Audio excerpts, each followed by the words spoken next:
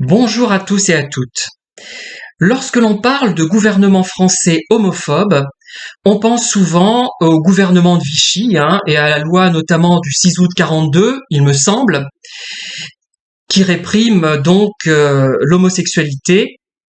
Mais on oublie que la Ve République a produit quand même des faits très étonnants, et je vais vous lire une partie d'un article d'un site qui s'appelle Comitid.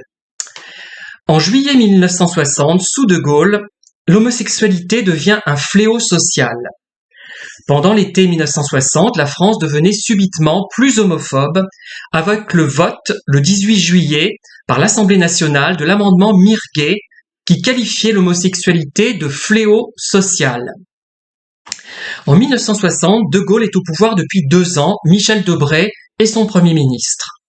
Mais l'Assemblée nationale, le 18 juillet, va voter un sous-amendement qui fera date, puisque l'homosexualité devient un fléau social au même titre que l'alcoolisme, la tuberculose ou le proxénétisme.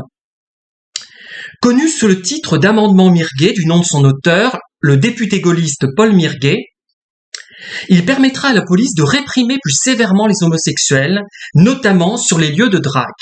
Ce sous-amendement aura sa traduction dans une ordonnance du 25 novembre 1960, signée entre autres par le président Charles de Gaulle, qui complète le nouvel article 330 en prévoyant un doublement des peines maximales encourues pour l'outrage public à la pudeur, lorsqu'il consistera en un acte contre nature avec un individu de même sexe.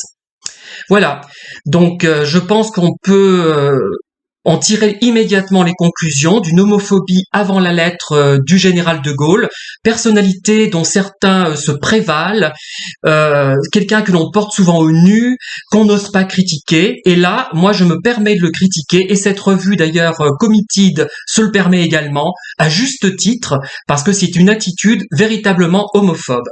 En revanche, je vais essayer de me documenter davantage sur cette question et de comprendre pourquoi, à une époque quand même qui n'est pas si reculée, on avait des comportements qui dénotaient une absence de culture, d'intelligence, de sensibilité, de développement intellectuel optimal, on va dire, voilà, comme je l'entends moi-même. Voilà, merci de m'avoir écouté, je vous en dirai peut-être plus dans d'autres vidéos, mais je crois qu'il faut vraiment dénoncer cette homophobie et dénoncer les personnalités qui ont été homophobes avant la lettre ou après la lettre, pendant la lettre. Merci, en tout cas, bonne journée.